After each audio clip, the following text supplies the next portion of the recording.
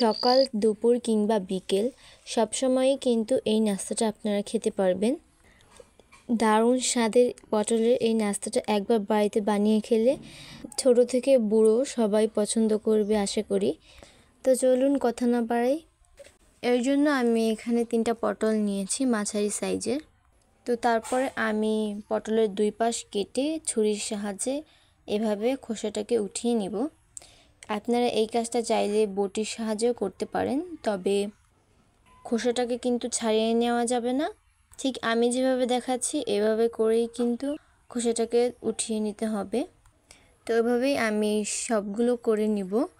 এরপরে আমি এটাকে ভালো করে ধুয়ে মাছ বরাবর কেটে নিব।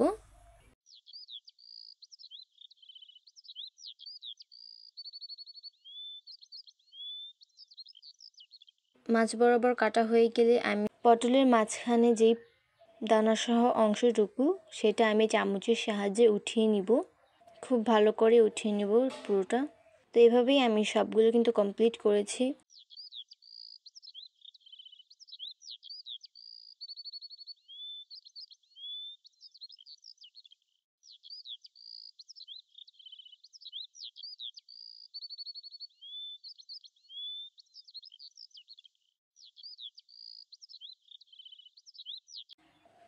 তো এই তো আমার সবগুলো করা শেষ। এখন আমি যতটুকু পটল উঠিয়ে রেখেছিলাম সেখান থেকে দানাগুলোকে কিন্তু আলাদা করে ফেলে দিব। দানাটা রাখলে এটা খাওয়ার সময় মুখে কামড় লাগবে, যার কারণে আমি দানাটা উঠিয়ে ফেলে দিচ্ছি।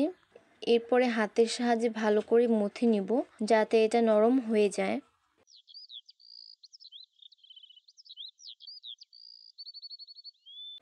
তো এরপরে মথা শেষ হয়ে গেলে আমি এখানে দিয়ে দিব পেঁয়াজ কুচি পরিমাণ মতো, মরিচ দিয়ে দিব আর ধনিয়া পাতা কুচি দিব।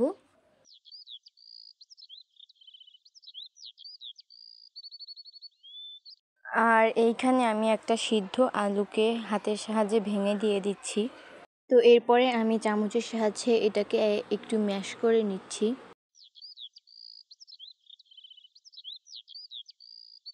এরপর এখানে সামান্য একটু হলুদের গুঁড়া দিব আর মরিচের গুঁড়া দিয়ে দিব স্বাদ মতন। আপনারা চাইলে আপনাদের স্বাদ অনুযায়ী মরিচের গুঁড়াটা বাড়িয়ে বা কমিয়েও দিতে পারবেন। এরপর এখানে দিয়ে দিব উঁচু করে 1 টেবিল চামচ পরিমাণ কর্নফ্লাওয়ার। তো এখানে আমি এক্সট্রা করে একটু বিরিয়ানির মশলা দিচ্ছি, তবে আপনারা চাইলে এটা স্কিপও করতে পারেন। তো এটা দেওয়ার পর আমি এখানে একটা সিদ্ধ ডিম দিয়ে দিয়েছি। এই পর্যায়ে অনেকেই কিন্তু কাঁচা ডিমটা দেন। আমার মনে হয়েছে যে কাঁচা ডিমটা দিলে হয়তো বা এটা অনেকটা পাতলা হয়ে যাবে, যার কারণে আমি এখানে সিদ্ধ ডিমটা ব্যবহার করেছি। তো আমি এখন পটলের মধ্যে পুরটাকে দিয়ে দিব এবং আমি পুরো সমানভাবে কিন্তু পুরটাকে দিব। তো এভাবে আমি সবগুলো কিন্তু করে নিয়েছি। এরপরে আমি একটা ডিম ভেঙে নিয়েছি। ডিমটার মধ্যে পুর যেই পাশ দিয়ে ভরেছি আমি ওই পাশটাকেই ডিমের মধ্যে একটু লাগিয়ে নিব। পটলের সাইডটাতে কিন্তু লাগাবো না। তো এরপরে আমি এভাবে ভেজে নিব। তো আমি এই রেসিপিটার নাম দিয়েছি ডিম পটলের চপ। নামটা কেমন হয়েছে অবশ্যই কমেন্ট বক্সে জানিয়ে যাবেন।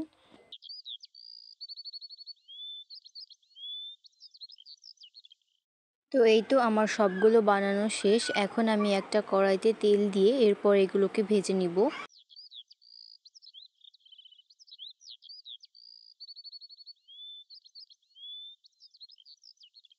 বাচ্চারা যারা পটল খেতে চায় না তাদেরকে আপনি এভাবে বানিয়ে দিতে পারেন। তো আমি যেভাবে বানিয়েছি এভাবে বাড়িতে একবার ট্রাই করে দেখবেন। আশা করি আপনাদের সবার কাছেই ভালো লাগবে। তো এই তো আমার ভাজা শেষ হয়ে গিয়েছে। আমি উল্টিয়ে পাল্টিয়ে ব্রাউন করে ভেজে নিয়েছি। তো এখন এটাকে নামিয়ে নিচ্ছি। তো এরই মাঝে কিন্তু তৈরি হয়ে গেল আমার ডিম পটলের চপ। খেতে কিন্তু খুব টেস্টি। তো দেখা হবে নেক্সট ব্লগে। ততক্ষণ সবাই ভালো থাকবেন। আল্লাহ হাফেজ।